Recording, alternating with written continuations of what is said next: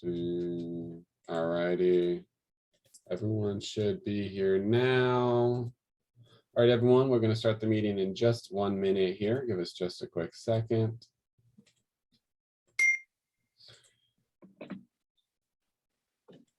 For those who are joining us again, we have a little bit of a different software for our Zoom this time. It is panelist with a Zoom webinar. So as we go through the meeting, if you have questions, please put it in the Q&A. There is a separation between Q&A and the chat feature. The Q&A allows us to track the questions a little bit better. That being said, just 1 minute here, we'll get going. This meeting is being recorded.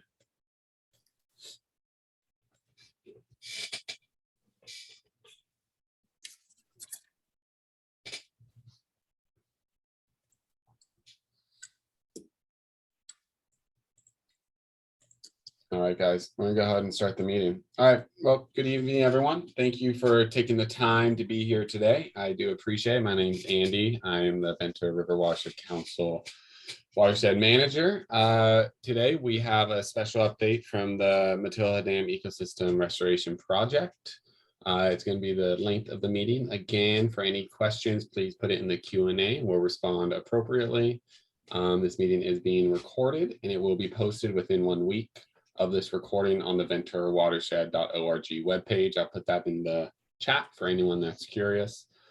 That being said, we'll get right into it. So Glenn, I'm going to hand it off to you. Great. Thanks, Andy. And thanks to the Ventura River Watershed Council for again hosting us in our twice a year event. And there's been lots of activity since our October visit with you all. And thanks for everyone's interest in attending today's meeting.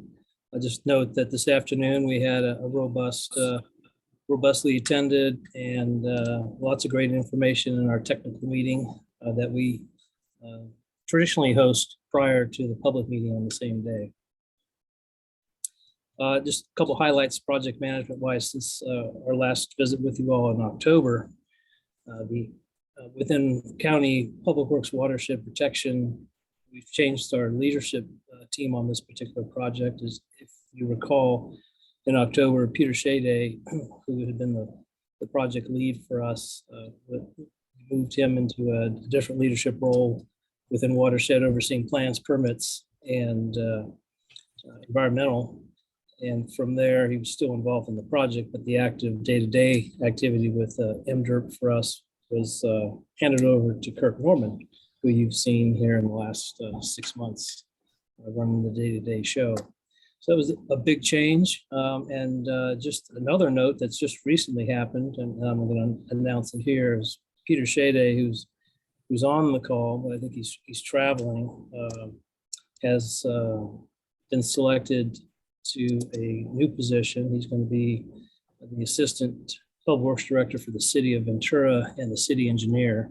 And he'll be beginning that job on Monday, April 18th. So at this point, I will just say thank you, Peter. You know, Peter and the Shady family have been hallmarks within watershed protection for 60 years. Peter's father worked here, and now Peter, and he's closing out this Shady chapter here in 2022. We certainly thank the Shady family for all their contributions to overall watershed protection and county service. Wish Peter well in his new job, and if he's available, we'd like to say hello. And if you can see if he's there or not there. He is there, correct.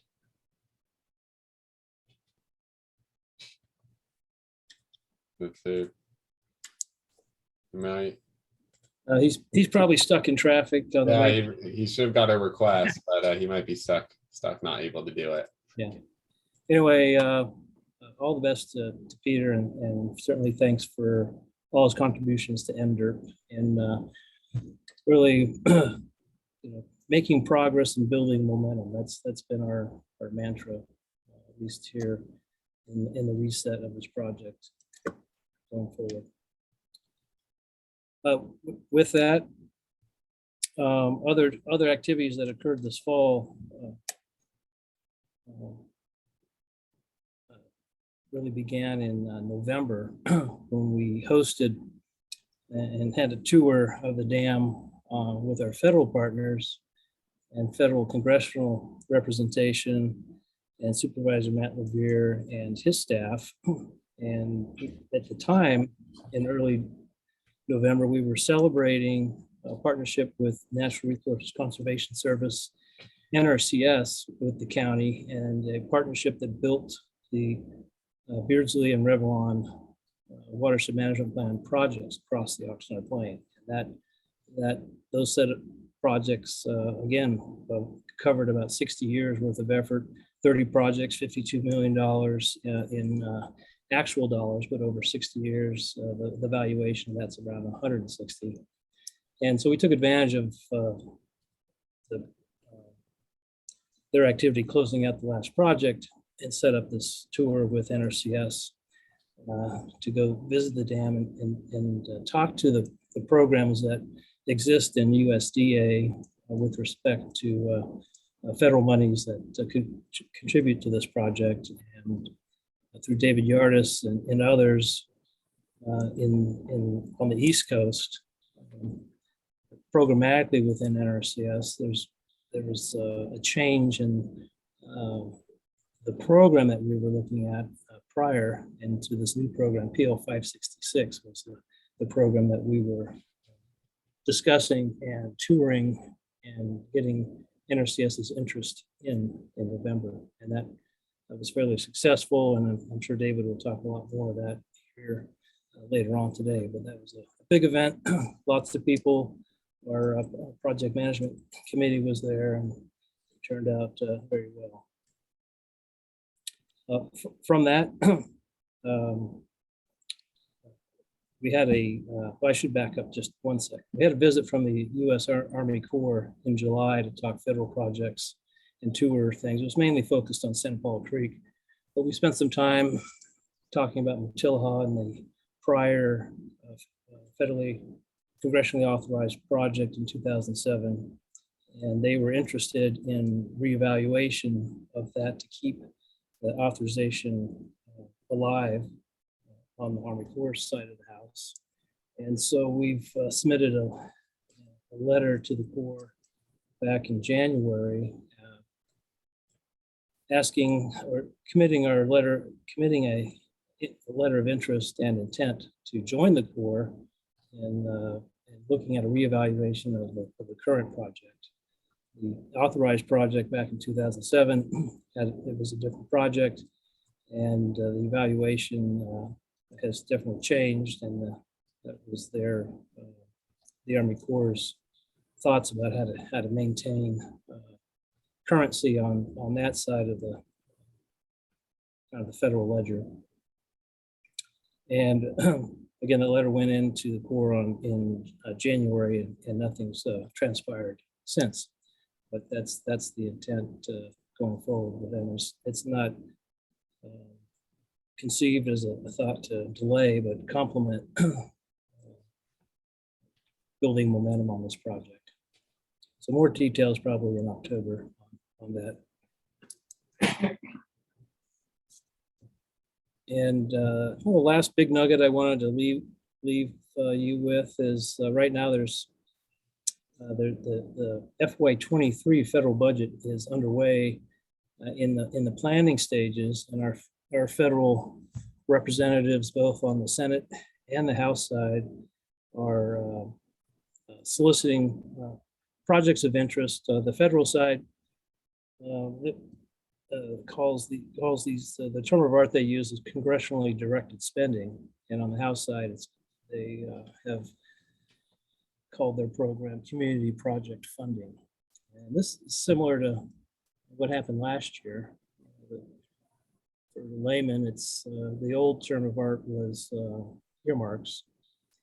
But this is a very prescriptive program right now, and each of our representatives, Senate and House, have little nuances and timing of when they want project inputs to them, and that's ongoing right now. And we as the project team are preparing that and soliciting those project requests through the county into the respective offices in DC through the county's lobbyist.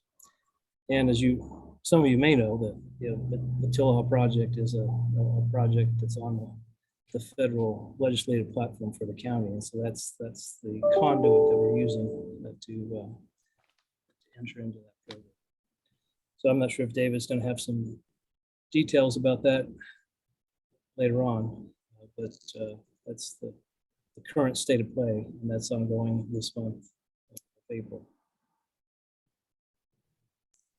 So those were the highlights. I can take some questions if anyone has any right now. Otherwise, I will turn it over to Paul Jenkins. So we'll pause for a second and see if there's any questions or chat. Yeah, feel free to raise a hand, enter in the chat, and I'll be able to unmute you once you do that.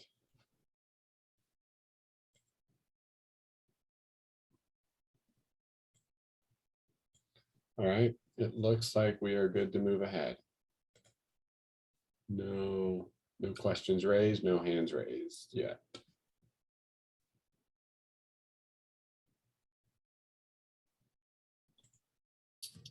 If you want to hand me the screen sharing, I can see if I can get it up. Perfect. Please go ahead.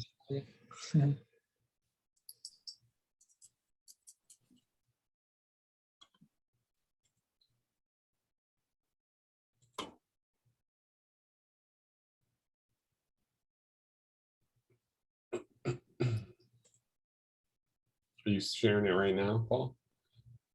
I am trying to.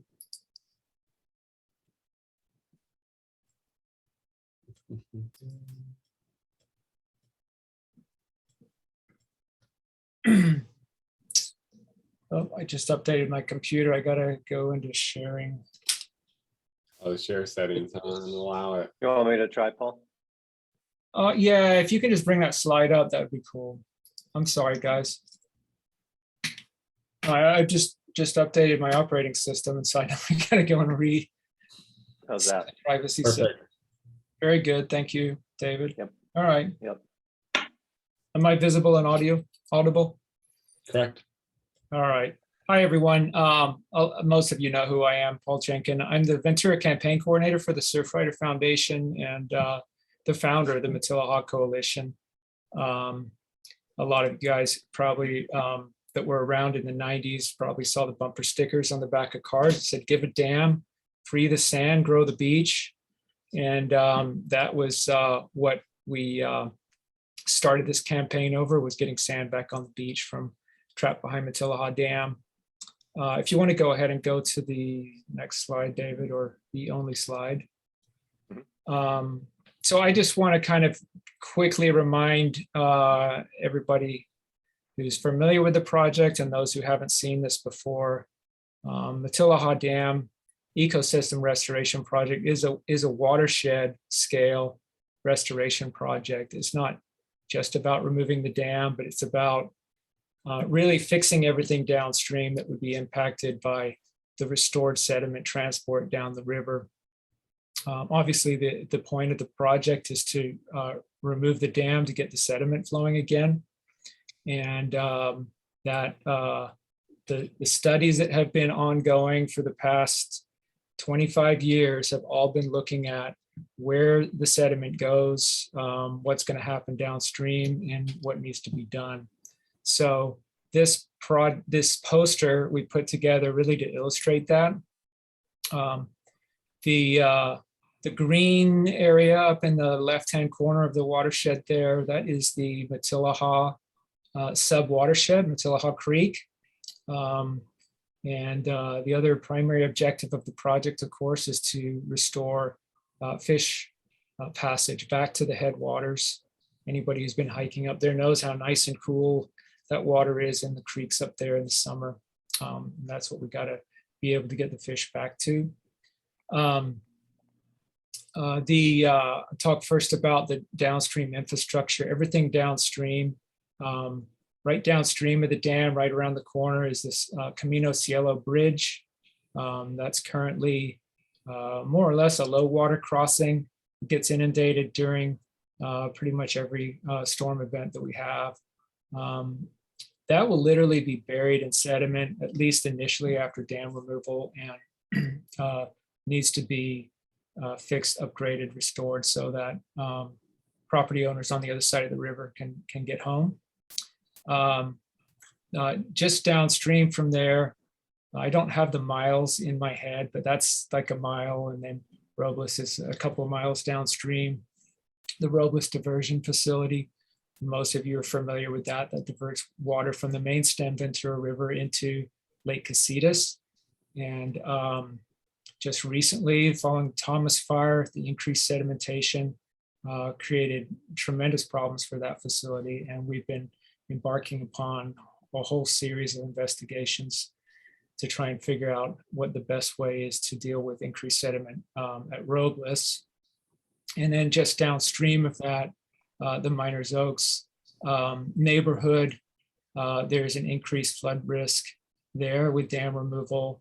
And so we're looking at ways to try and resolve that issue. Further downstream, all the way down in Oakview, there's the Santa Ana Bridge. Many of you might have been by there or seen previous photos that we've shared on that. Santa Ana Bridge is under construction right now, almost completed. I think there's an update of that coming up a little bit later. And that's pretty exciting. That's been a big success as far as raising the money. That was the $13 million project that's almost complete.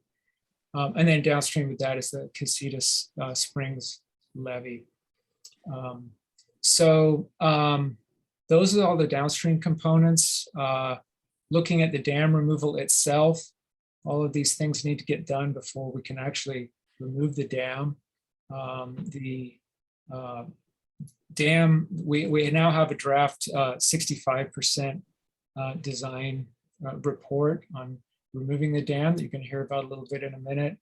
And the current thinking on this is to actually bore 2 12-foot diameter holes in the base of the dam, and then open those during a large storm event in order to flush the sediment downstream. That natural transport of sediment saves us over $100 million over what we're looking at with a Corps of Engineers project. And that's a big part of the reason for taking another look at it and dam removal in this manner.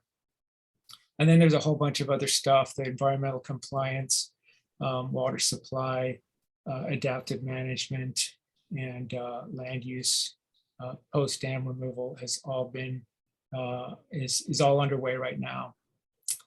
So that's kind of the big picture overview of what this project is all about. And I think Kirk is going to give us some updates on some of the latest of the technical studies and engineering that's been going on. Yeah, thank you, Paul. We'll start off with, just a second.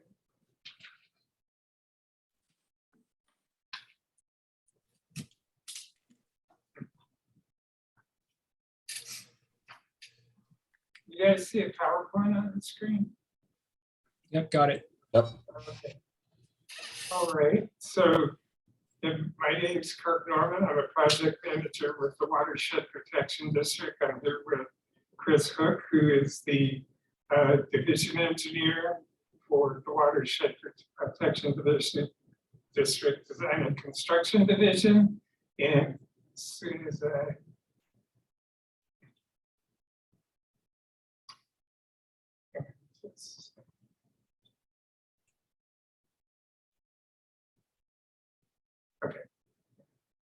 Looking good.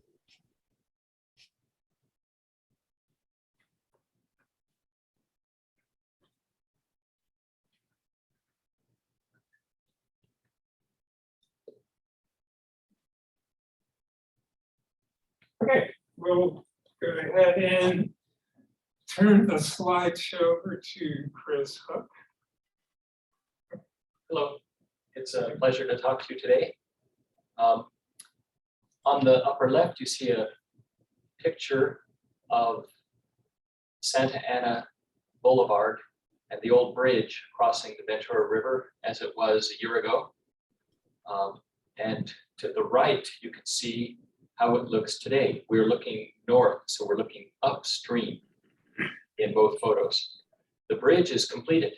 That photo was taken a little over a month ago, but the bridge itself is completed. They just finished the sidewalk and edge barriers last week.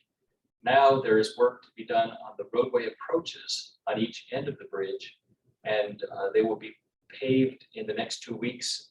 Traffic will be shifted onto the new bridge, and then the old bridge will be removed, and half of the road where the old alignment is today will be brought up to meet the new alignment.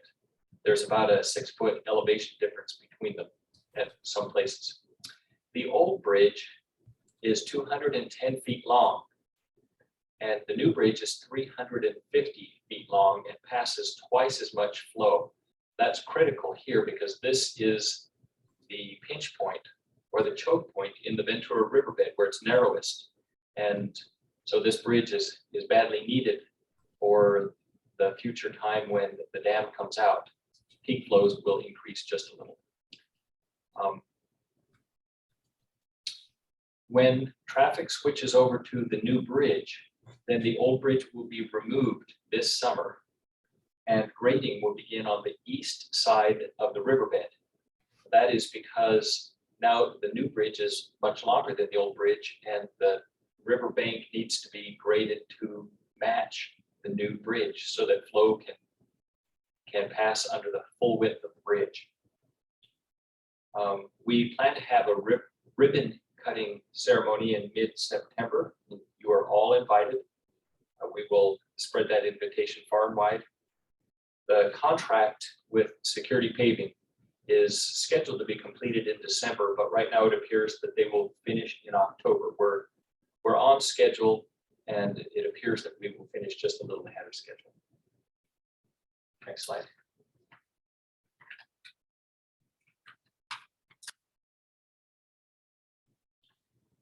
Oh, I'm sorry, I should have mentioned these pictures.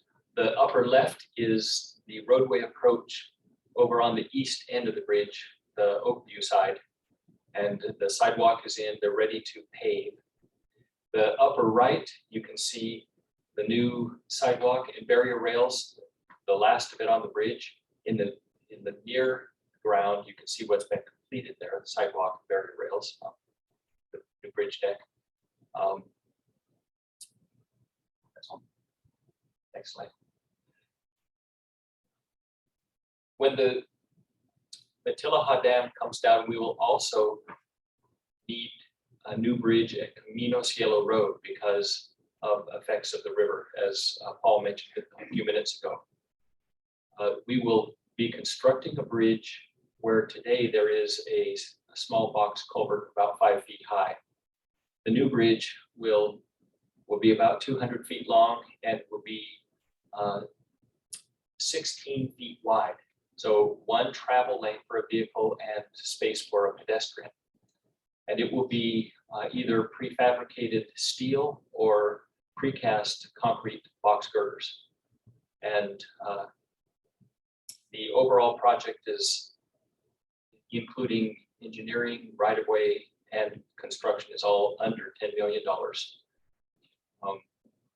The bridge will lie within the existing public easement for Camino Cielo Road, slightly downstream of the existing passage. At the south end of the bridge, that's the lower portion of the photo here, there is an existing access road that runs east and west to private property owners. And that road will be raised about 5 feet in elevation, partly because the riverbed will be raising 5 feet in elevation due to sediment coming from the removed dam. It does us a favor by having raised that road. It will more easily meet the elevation at the south end of Camino Cielo Bridge.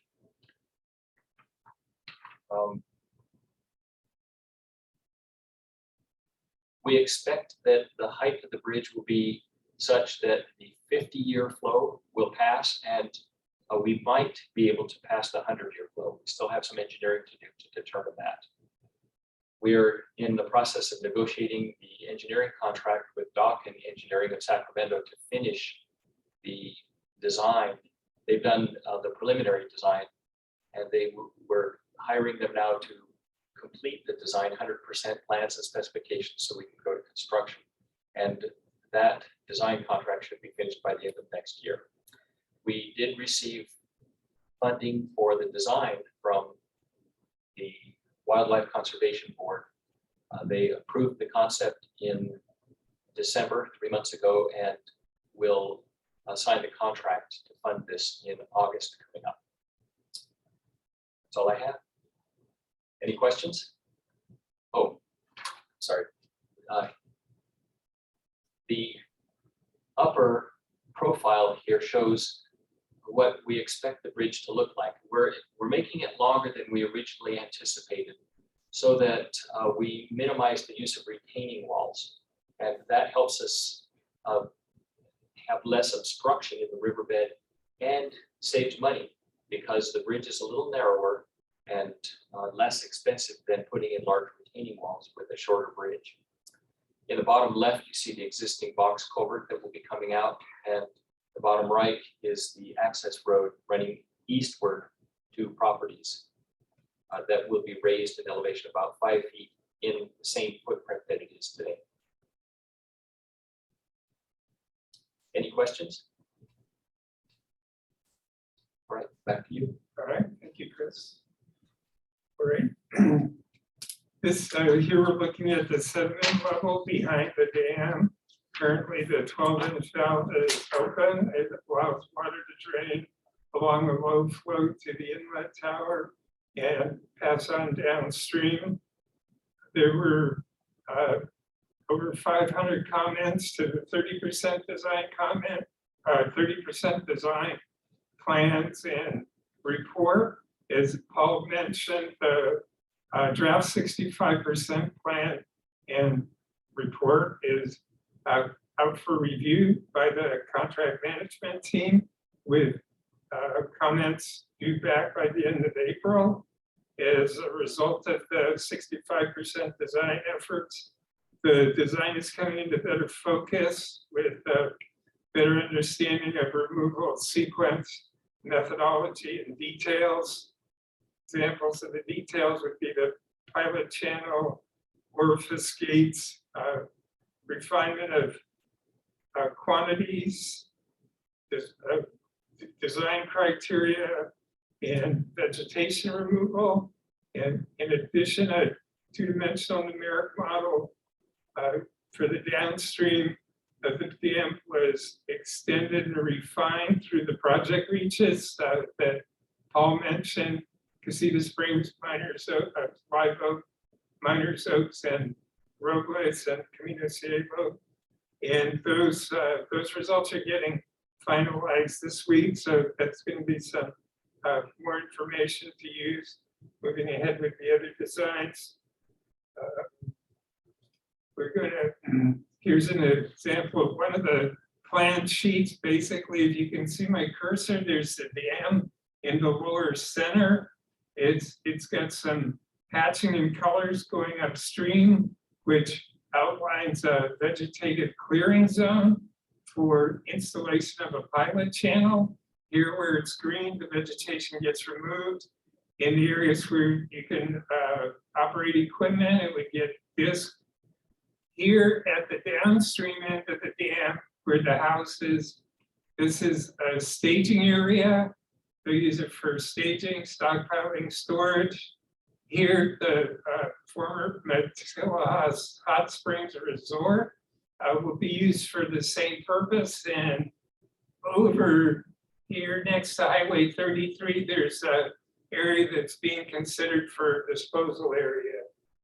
And so this slide says phase 1 work, but the stage and storage areas will be used for both phase 1 and phase 2, where phase 1 is for making modifications to the dam for the reservoir drawdown. While phase 2 work is for the dam removal. So we'll see in a couple more slides, there'll be a pilot channel included upstream to concentrate flows to the orifices that Paul talked about and to increase the sediment flushing. This is just a diagram showing the two orifices. It's one, if you're new to the project, you'll see again, and if you're not new, you've seen, but I did want to show these are their location near the center of the dam, lower down. This slide just shows sediment behind the dam. Here's the back dam face. And here's really a tunnel that goes to the orifice opening. This detail shows a gate on the orifice so it can be closed. There's a concrete plug is shown in this drawing. That's the idea that it's left in place until a prescribed storm of 1,700 cubic feet per second, which is, we say here, like 1,700 basketballs a second. For 24 hours, a storm of that will generate that flow. Then 3 days before that, there's a high probability if the storm blasting crew comes out, they set charges with low explosives, and so they eliminate the plug. So the gate is, something that's being considered if in case, say this storm slips to the north or south. I guess it's something that's under consideration. These again are 65% planned, so subject to some revisions, but I did like this detail showing the tunnel through the dam and the orifice. This slide shows the pilot channel, and in this case, the dam is kind of off the slide, but this is a downstream end. On the right, as you go upstream, to the left, you're going upstream, and there's a pilot channel is about a little over 3,000 feet, as shown in this diagram. So it's important to remove the vegetation in this area prior to the sediment flushing so that the orifices don't get clogged, and maximize the amount of sediment that gets flushed in the first storm. That's the primary purpose of the pilot channel. They use some reference reaches upstream to size it and refer to, well, today in the meeting, they mentioned Glines Canyon and Glines Dam in Washington. It's a guide as far as laying out this pilot channel. Right, the 65% plans and reports should be finished this summer, with the final report to follow that, and it will aid in our efforts with the supplemental environmental impact report that we'll hear about a little later. Final design contracts expected to be entered into the end of this year, early next year, and run for about 2 years. And this next slide is one that I really like, because as we saw in the first slide, sediment's nearly to the top of the dam. And so, a lot of sediment's coming over now, estimated about 90% of the sediment coming over currently. The fine sediment is coming over where the rocks and cobbles are stuck behind the dam. But long term, the dam fills to the top, and all the material from Matilaha Creek that would normally come downstream and is currently trapped by the dam, it will all go downstream. And over time, through the reach, the Ventura River will regrade to the levels it was before the dam. So it's important for for the communities downstream, as far as mitigating the bed change elevations and associated water surface level rise. This is Robles diversion just downstream, not too far downstream from the dam. And it's right at the upstream end Miners Oaks, the Miners Oaks community at the end of Rice Road.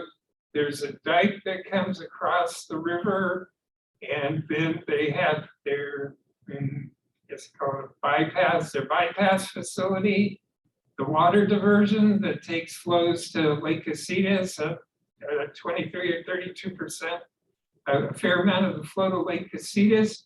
And as you can see here, oh, they also have this fish screen. It's not entirely shown, but it allows steelhead to migrate during their winter months. There's a sedimentation occurring at the roadways facility on a regular basis. Here's a slide from recent years showing that the sediment, they have to clean out the diversion canal. It gets full of sediment, then the screens can't run. The screens are to help with the fish. The screens have brushes on it. The brushes get clogged. So eating out sediment's a problem at the roadways facility. Here you can see them hauling off some excess material. There's some alternatives being worked on. They were discussed at last October's meeting, and like no action. Existing bypass structure, which is the roadways facility in the previous slide. New bypass structure on the right bank, which is the right bank looking downstream, a rock ramp diversion channel, and the historic channel bypass, which I call left bank. And currently, the Northwest Hydraulics consultant is looking at, they're completing a review, an independent technical review of the alternatives development. They're reviewing background material, case studies, and alternatives to make sure that all the feasible alternatives are considered as we move forward to the getting a design that will work for sediment transport, water supply, steelhead, fish passage, and making sure that we protect the community at the same time. The good news is, a year ago, there was 12 alternatives. This year, outside of well, it looks like it's about down to 4. And the independent technical review will wrap up mid-April, and that'll give us a better sense of, a direction to move forward with what alternatives to carry further. Just real quick, the alternatives that were being taken a look at. This is roadways diversion with enhanced sluicing, which means they allow sediment to pass. They open the gates to allow sediment to go through, but they lose head in the pond, so they lose water deliveries. The alternative 3 was adding another bypass channel, and alternative 4 is along high flow rock weir, and then the alternative 5 here is a high flow channel to the left side, where again the bypass is increased with the facility here. So mid-April, the NHC will finish the ITR. We'll have discussions with Casitas about that, those results, and work with Casitas and the roadways working group members to select a consultant and develop design to 30%. Before leaving this area, I just wanted to say the Miners Oak flood protection is tied to roadways, and it's just downstream from the roadways facility. There's some uncertainty about what the improvements to roadways will be and how they'll affect the water surface level. We also have a fine sediment study wrapping up. So for now, flood protection, there was a levy discussed back in 2019 and 2020. It was carried to intermediate design, but it's off the table. It might not come back, but it may come back. It's pretty much, but it doesn't move forward. Flood protection doesn't move forward until the roadways diversion is resolved or decided on. Moving downstream, there's 2 levees, Live Oak Acres, shown here on the, looks like west bank of the Ventura River. It extends from Santa Ana Boulevard upstream to the Live Oak diversion, where it turns westerly to Burnham Road. Downstream of that is the Casita Springs levee, and it's on the east side, protects the community of Casita Springs. It extends from here, shown here, Edison Hill to almost San Antonio Creek. These are both existing levees that need some improvements to provide for protection against elevated bed, water surface level increases associated with that, and also erosion and scour protection. This is a little closer up view of the Live Oak Acres levee, and you can see, is that Santa Ana Boulevard? Yes, yes, it is. Yes, the old Santa Ana Boulevard Bridge extends upstream almost a mile before turning left to Burnham Road. We evaluated two alternatives looked the most promising. One was 2-to-1 grouted rock, and the other was 1.5-to-1 grouted rock. The grouted rock at 1.5-to-1 needs a thicker base and full concrete penetration. This is an existing levee that came down to this. The 2-to-1 grouted rock was cheaper, and we selected that one.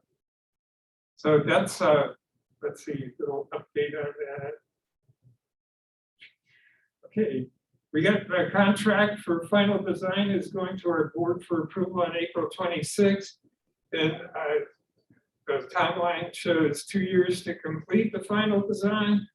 Currently, there's no funding for the environmental impact, however. Casita Springs levee. Yeah, so the final, well, let's take a look here. Here's the existing levee alignment. It extends past the community of Casita Springs and ties into high ground. We looked at several alternatives in addition to those 2 shown here, which is 2-to-1 rock riprap with no grout, or 1.5-to-1 concrete with grout. Soil cement was looked at, and seems like there's a 4th one. I don't remember what it is, but in the end, the bulk of we like the 2-to-1 rock with no grout and put it in along.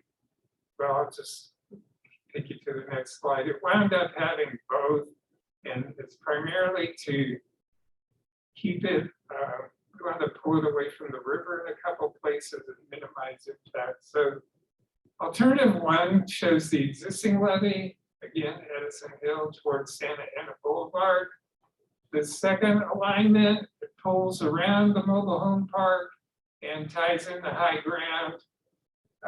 The advantage of this is that we can then, right now, there's this levee and a low area. And this low area collects water from upstream and off overland sources. It doesn't have any way to get to the river, but it's really close.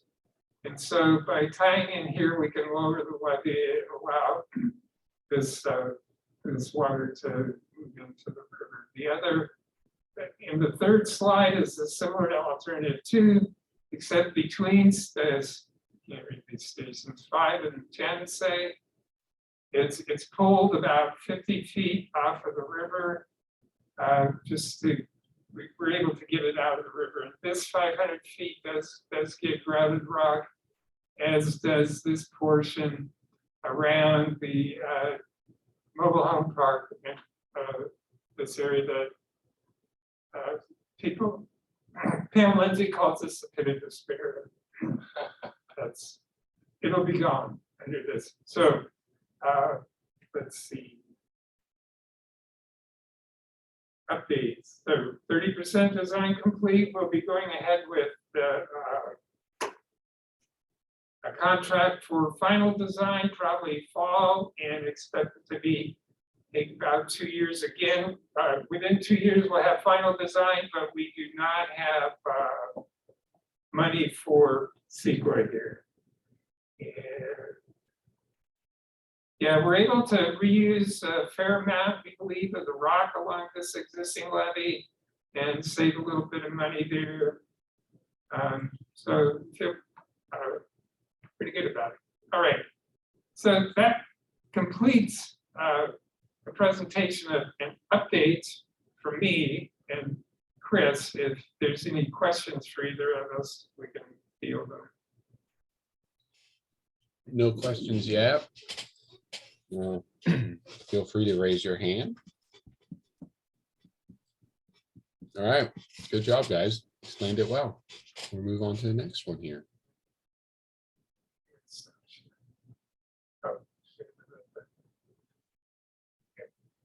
We got Pam Lindsay. Yep. Muted, Pam. Okay, yep, I'm just finding the unmute button. And now it's my turn to screen share. I want the screen share. Perfect. It's coming in. Just a sec. All right, we see your screen right now, Pam. All right, let me do the slideshow thing. You guys can see the slideshow? Yes. Coming in well. Awesome. Awesome. So thanks for joining us this evening. My name is Pam Lindsay. I work for the Watershed Protection District. I am working on environmental compliance for Matilaha. I've been working on this project for 20 years now. So it'll be fun to see it through. So today, do the slide thing. There we go.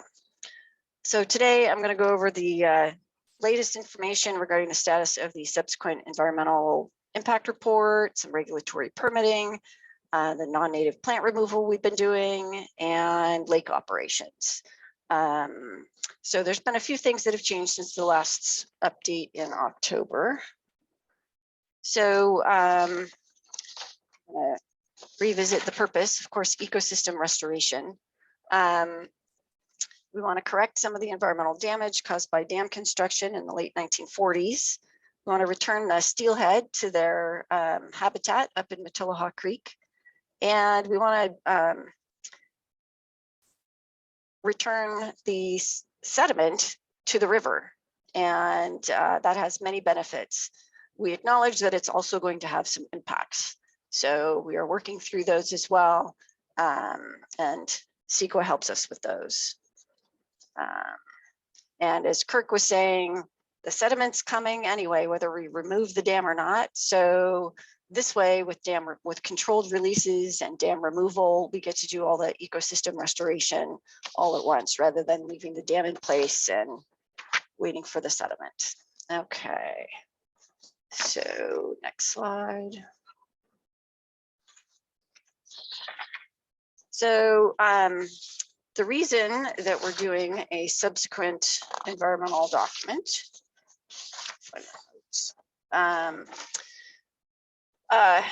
we did a EIS EIR back in 2004, but CEQA says that if you change the project description, which we've done, or new environmental issues come up under CEQA, and there's changes in the environmental setting, you should probably do another document. And in this case, we're going to do a subsequent EIR.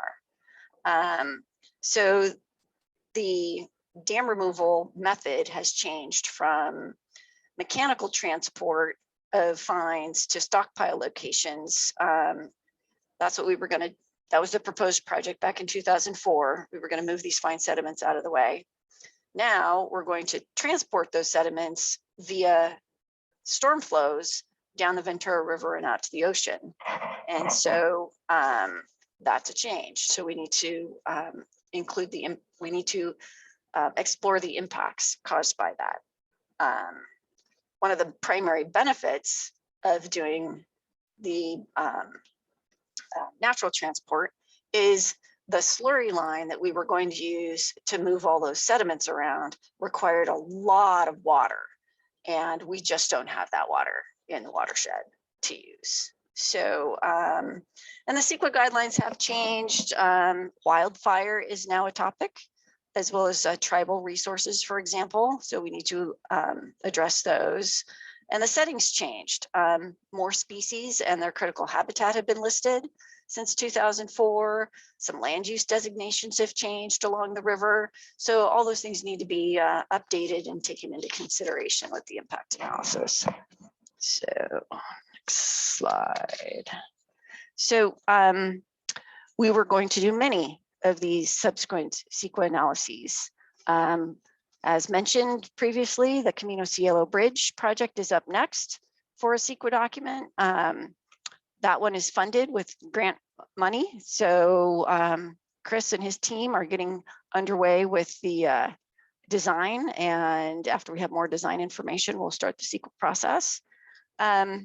We also have Live Oak Acres Levee, Casita Springs Levee, and Robles and Miners Oaks to do as well.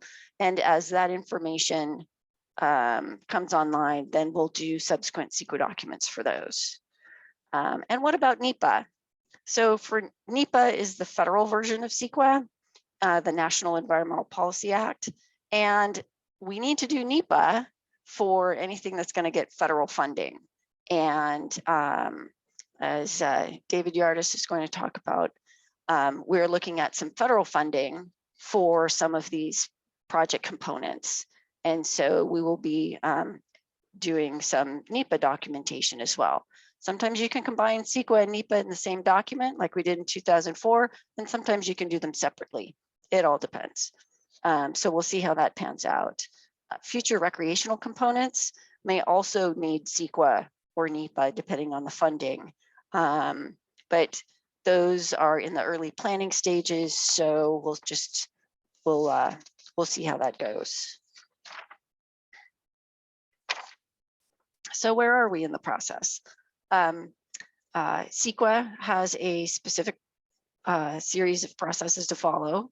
So, and the purpose of CEQA is to inform the public, responsible and trustee agencies and decision makers about the project and any potential impacts caused by its construction, operations, and maintenance. So the official scoping under CEQA was done about 1.5 years ago, last in the fall. And we received many comments at that time. We had scoped the dam removal and a couple of the levees in the CEQA document, but we've pared the CEQA document down to just one topic, which is dam removal. And so any comments that we received for dam removal, those are being addressed as we prepare the draft subsequent EIR, which we've gotten a big head start on. We're probably 70% done, but we have a lot of details to work out now, especially now that the engineers have finished the 65% design. So we need to go back and make sure that we're hitting all of the impacts and that we have all that worked out. We also are going to be doing some more informational meetings and talking to stakeholders before we finish and put the public draft subsequent EIR on the street. Probably sometime in the fall is about the soonest we think we can get that done, which means that the public hearing for the final CEQA document will probably be in the spring sometime. So we have a ways to go. More information to follow. As far as the topics in the subsequent EIR, again, we're not quite finished with it, but there's a lot of topics that will have less than significant impacts or beneficial impacts, especially in the long term. But we also have some significant impacts that we're working through. Most of those we can get to less than significant with mitigations, but we have a lot of work to do to to finish those up. So we've got water resources, agriculture, bio, cultural and tribal resources. We still have a lot to work out. So stay tuned. And then, of course, we have regulatory permitting. So the dam removal and its components are all going to need regulatory permitting because we're going to be working in stream beds, we're going to be affecting endangered species. And so we've worked with the regulatory agencies involved. There's a handy list of them. And we've agreed that we need to do a streamlined concurrent process and that we're going to do a master plan basically that shows how dam removal offsets the project component impacts. So we have to make a little mess in order to make this work, but the overall benefits and outcome and habitat restoration are worth it. So that's the plan, and that'll be concurrent to some extent with the CEQA process.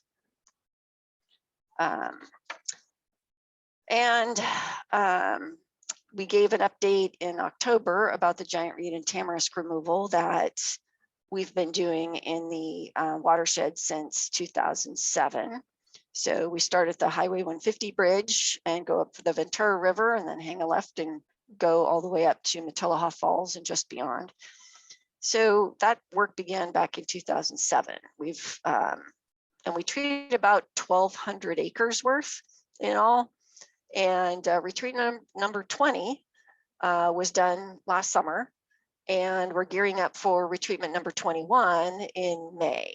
So we treat about 8 different species of non-native plants, and it takes a crew several weeks to move through that 1,200 acres. And so we should be conducting that work very soon.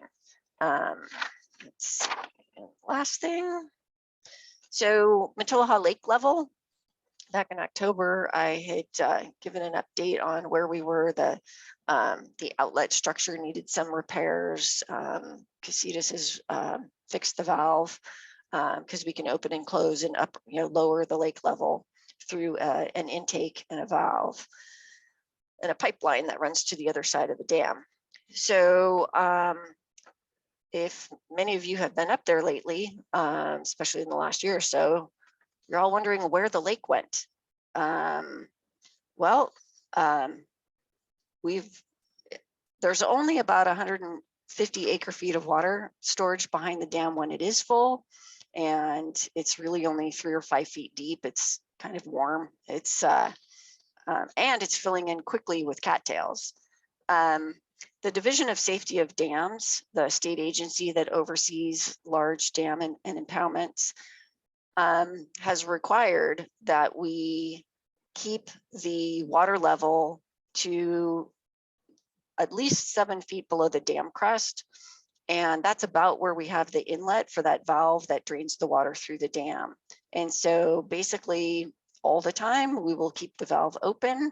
Casitas Municipal Water District does have the opportunity during drought years to capture water in the lake and download it to their road-based facility. That didn't happen this year. The rain timing probably wasn't correct, but we do need to have the lake empty by March of each year. So so we just kept the valves open. There was no lake this year, except when it's raining, it will fill up, but then it drains right away. So pretty much the future conditions will be dry. There will not be a lake behind Matilaha Dam for the most part in the future. And we've included that as the new baseline condition for the subsequent EIR. And the marsh habitats and the vegetation will fill in on those mud flats through time. So by the time we get to actually removing Matilaha Dam, there might be more vegetation to remove to loosen up those sediments so that we can actually flush the sediments through the orifices in the dam. So anyway, we'll see how it all pans out. Does anybody have any questions? Not that I can see of right now. All right. All right, no questions. Thanks, man. Okay, great. Let me stop share. All right, I believe we Great. got David next. Thank you, Pam. Appreciate that. Thanks, Andy. You got a nice compliment from Tyler in the chat, though. Keep rocking on, Pam. I miss Tyler. All right. You are muted there, David. There, how's that? You're good to go. We can see your PowerPoint. Okay. Great. Good evening, everybody. I'm David Yardis, consultant with the Resources Legacy Fund, who is a major partner of the kind of public-private venture that the Matilda Dam Ecosystem Restoration Project has come to represent. The bulk of the work goes through watershed protection and the county public works, but the stakeholders and private partners are a big part of the effort to try and mobilize funding and resources and outreach activities around keeping all of this moving forward. So I'll take a few minutes here to talk briefly about some of our recent outreach activities. I think you've heard Glenn and others touch on some of that, an update on awards and kind of applications, funding applications under development. Maybe a focal discussion around Robles for a couple minutes, just to see how some of this funding pieces stitched together, and then kind of an update on where things stand from a kind of programmatic level and where we might be headed in the future. So let me see if I can actually move the screen here. All right, wrong, I went down. Afraid that might happen. Okay, outreach. So just a few highlights. I think you've heard about most of these already. Glenn mentioned the November field tour. Kirk talked about the Robles Independent Technical Review. We have had a number of different outreach efforts to key legislative members, local electeds, local stakeholders, local conservation groups and other partners to help with support letters for our various funding requests, direct engagement with Supervisor Levere's office over the last 6 months through the various subcommittees that are grappling with kind of project management and funding. And then one thing that Paul has been particularly involved in that he didn't mention, and with much appreciated help from Watershed Protection, is the efforts to kind of restart educational tours at Matilda Dam. There's a lot of interest amongst school groups in getting up there as part of kind of the watershed education portfolio. And so those are starting to gear up again now that it's safe to do so. So all of that, I'm focusing mostly on the last 6 months since our last update. Okay. So funding awards, the project essentially kind of kicked off for a second huge phase in 2017. That's when the sort of agreement was reached around the sediment release, natural sediment release as the mechanism for facilitating dam removal. And the Matilda Funding Committee was created to help raise funds for all of the different projects that you've been hearing about. Since that time, we've talked about in these various updates a number of key grants. The initial grant from Department of Fish and Wildlife, which really got all of this design work that's been discussed going, some initial modeling work, Santa Ana Bridge replacement, and some funding from the Wildlife Conservation Board that we're finally starting to tap into with some of the levee work that was discussed earlier. In the last 6 months, we have secured some additional funding. The Coastal Conservancy provided some significant funding for Camino Cielo bridge replacement design, as well as CEQA compliance.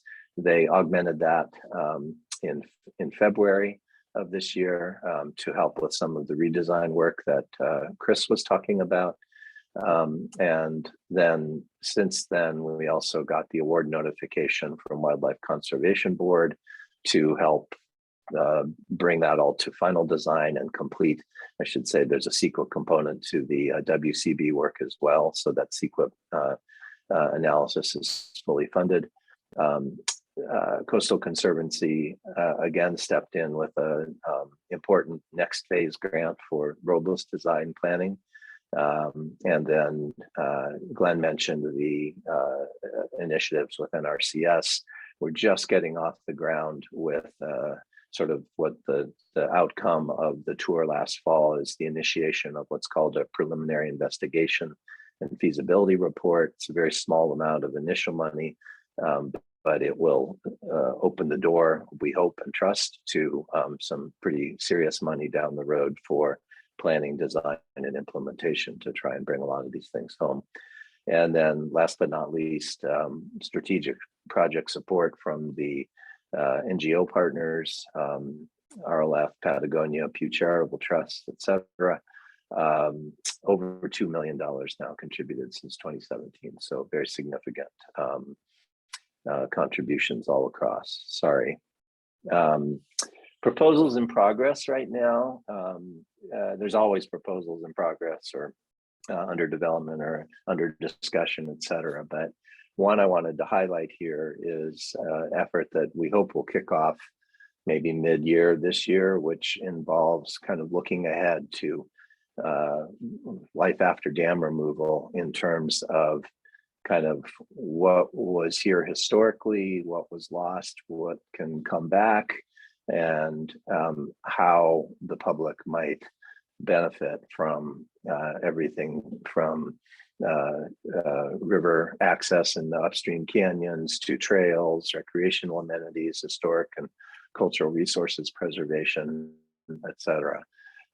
This will all be driven by Ojai Valley Land Conservancy. They will be the primary grant recipient. They'll work with a consultant and the kind of funding partnership to move this effort forward. It's really, the initial phase is really focused on kind of community outreach and engagement around kind of ideas and priorities for what people think about, care about, look forward to in terms of the future without Matilla Dam. So that's under development, hopefully, as I said, underway by mid-22.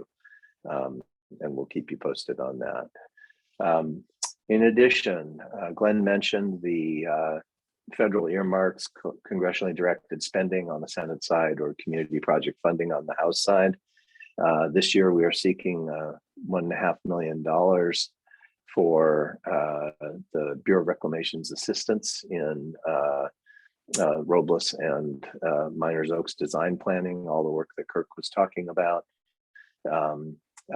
We believe that if we're successful in that Reclamation will be very helpful in providing assistance with alternatives refinement, preliminary design development, and ultimately design verification for the proposed 30% design when we get that far.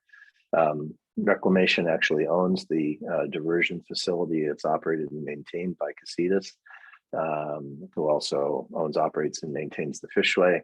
But Reclamation has been an important partner for several decades, and we're excited to kind of be back in touch with them and working with them to try and move the Robles effort forward.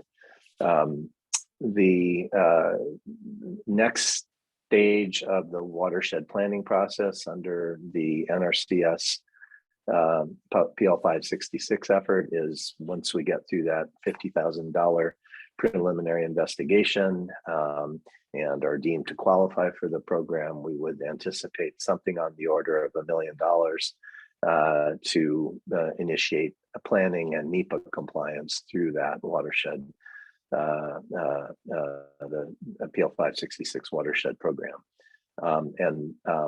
Parallel to that is the CEQA updates that Pam talked about.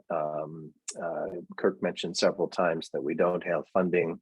We're well aware of that for some of these. We can't implement the projects until we've completed CEQA. So that's a high priority. We did some early work on that this year, and we'll pick that back up soon and look to the sort of end of this year towards middle of next year to get underway with additional funding. And that would cover ideally these Robles, Miners Oaks, Live Oak Acres, and Casita Springs would all be moving forward with sort of some kind of concurrent NEPA and CEQA work. So that's really hopeful. I wanted to just spend a minute talking about the Robles funding path. All of the things I just mentioned kind of come together. Most of the things I mentioned come together here.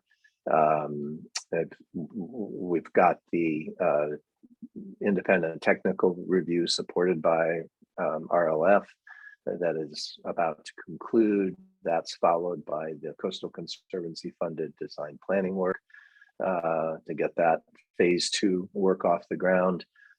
Department of Fish and Wildlife, we've submitted a very significant proposal to them, both to assist in this initial alternatives work and then to carry things forward into the preliminary design phase and to integrate Miners Oaks conforming design adjustments into that whole mix of effort.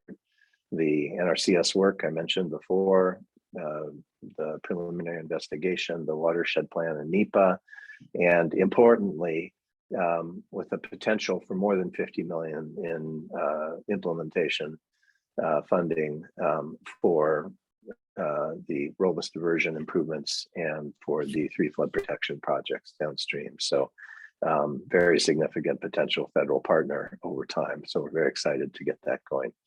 Bureau of Reclamation here again, the initial physical modeling, we're hoping for future cost share assistance for, more design work is needed and implementation through future earmarks, water smart grants, whatever it takes. We think the early partnership with them will help to pave the path for that. And then WCB, once again, as a potential sponsor of the additional CEQA work that needs to be done. We're hoping to get a proposal going for that sometime later this year. And we're still waiting for guidelines on those funding opportunities. So just a snapshot of how this rolls up right now.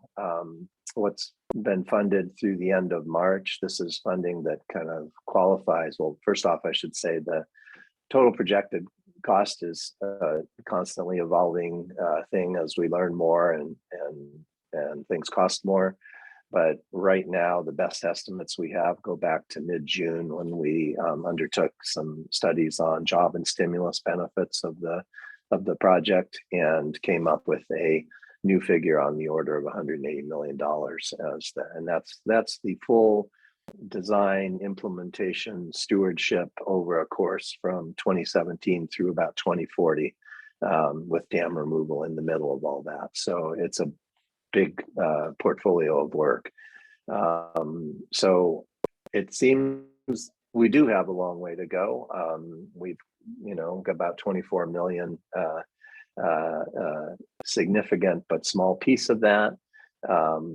The NRCS potential, more than 50 million, as I mentioned earlier, that knocks it down to a little over 100. And then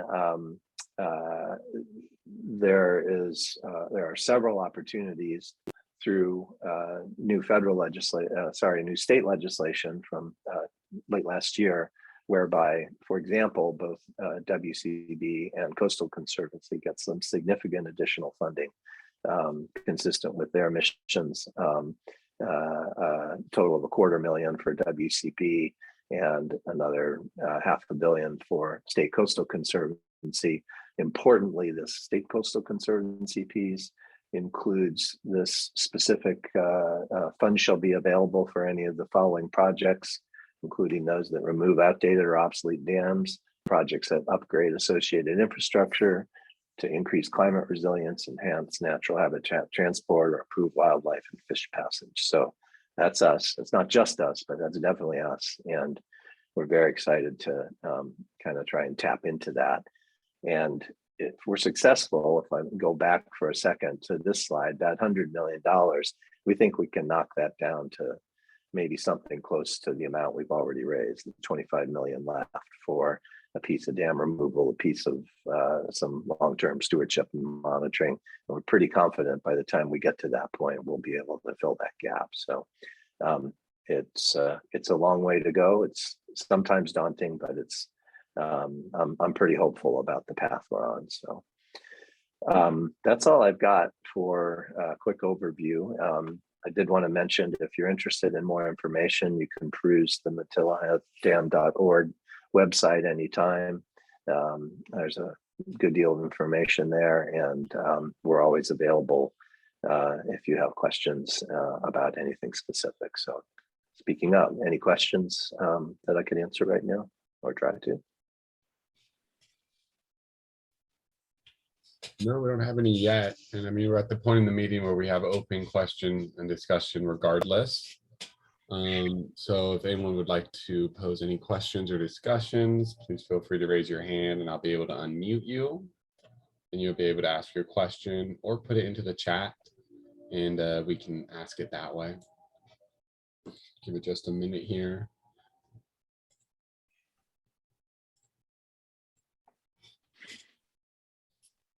I think everyone's tired.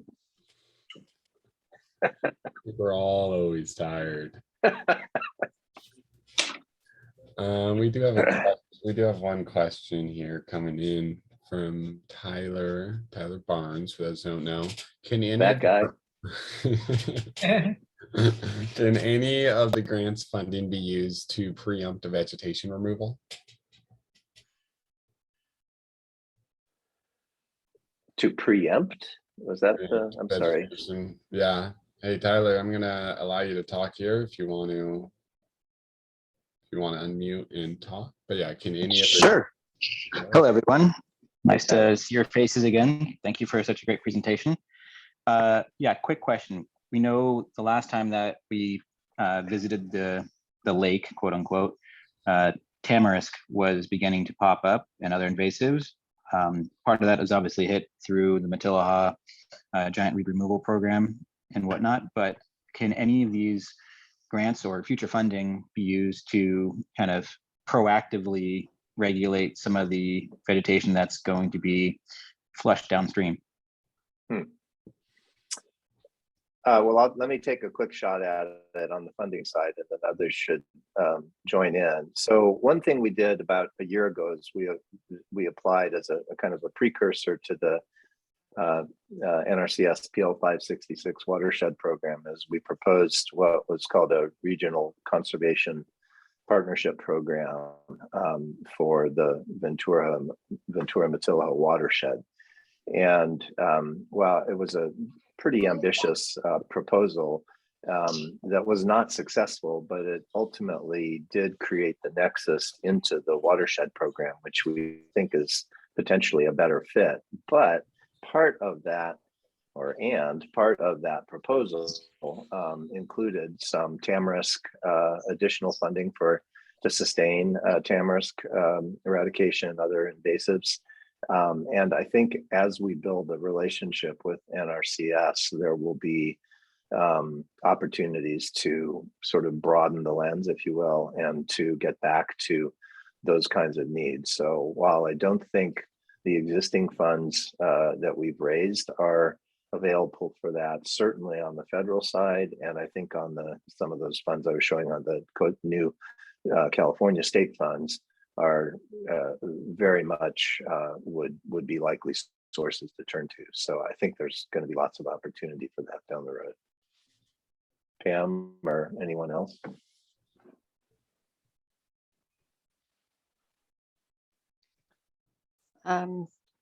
I don't have much more to add other than the inundation of the tamarisk in the lake actually did kill some, but since we're going to have the lake empty from now on, for the most part, that opportunity to kill the tamarisk seedlings with drowning probably won't be a thing. But we are continuing to go through the watershed, at least from Highway 150 upstream, and do the sweep every year for tamarisk and the host of others.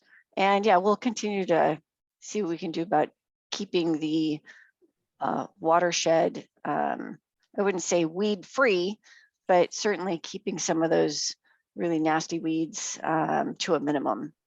But it's all part of the multi-pronged habitat restoration that's occurring by many agencies. Ojai Valley Land Conservancy is a huge champion, and many others. There's quite a few others in the watershed who are working towards habitat restoration on many levels. So yep, it's all part of the grand plan. Great, thank you for that. Thanks for the answer, both Pam and David. Any other questions we got here? Give it just another minute. I would just add on that anybody who remembers what Matilaha Canyon looked like before the Arundo eradication, it's like night and day up there. It's amazing to see the success with that, Pam. And we do appreciate the work that Watershed Protection has put in up there. And it's I mean, it used to be an impenetrable thicket of Arundo, literally up there, that is now mostly riparian habitat. Great point. Thanks, Paul. All right, guys. Well, with that, David, you do have a message in the chat, but it's for something offline, separated. With that, everyone, we'll move on to closing remarks here. So thank you. If you have any questions, of course, you can follow up with me. I'm happy to forward them to the team here. But yeah, I'll hand it over now to Glenn, who I believe joined the table over there with Kirk. I'm with the team. Thanks, Andy. And again, thanks for WC for hosting and Resource Conservation District. And the whole team for presenting today. It's been a long day. I was remiss at the beginning for not introducing Chris Hook, who you heard earlier in the technical update. But he's with us, and he's been with us since November in the Design and Construction Division. And what is very impressive about the timing and his technical expertise coming to this project is he's splitting time and came from the County Public Works Roads and Transportation Department, where he led and is leading the Design and Construction division up there in that department. But since arriving on November 1st, we hit him immediately with some grant opportunities and technical opportunities with the Camino Cielo bridge in particular. So he coming from transportation, where these two bridges that we are talking about in this particular project are going to be owned and operated by County Roads and Transportation. He's provided just wonderful expertise in value engineering and other ideas for both the construction effort at Santa Ana, and certainly more recently his relationship with Doc and the designer at Camino Cielo, and opportunities to make that project viable here coming up. So sorry for not introducing Chris Hook, but he's here with us in the room. Pam is in an adjoining room, and those are my closing remarks. Appreciate everyone's interest from the consultant side, and most definitely the public side.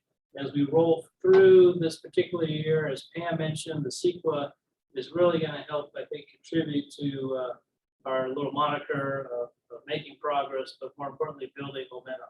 I think this year is certainly, when that CEQA process gets going and completes next year in 2023 on the dam removal, that I think will really settle us in for the road going forward on that, and the subsequent downstream projects that are following in close parallel proximity. And I think we should say thank you to David Yardis for keeping the momentum going, keeping all of the parties talking. and doing the long-term planning and the nitty-gritty detail thinking through all of this. David, we appreciate what you're doing. It's great to be part of the team, Chris. Thank you. All right. Well, thank you all around, everyone. We appreciate it. Thanks to everyone who attended tonight, for the panelists and MDERP team for taking the time to present to us. We appreciate it. This recording is going to be posted within a week at the Ventura Watershed webpage. It's venturawatershed.org. Again, if you have any questions or follow-up, please feel free to reach out to me, and I'm happy to pass that on to the team. Otherwise, I do believe that they'll have an update later this year, and we will announce that again as we approach that date.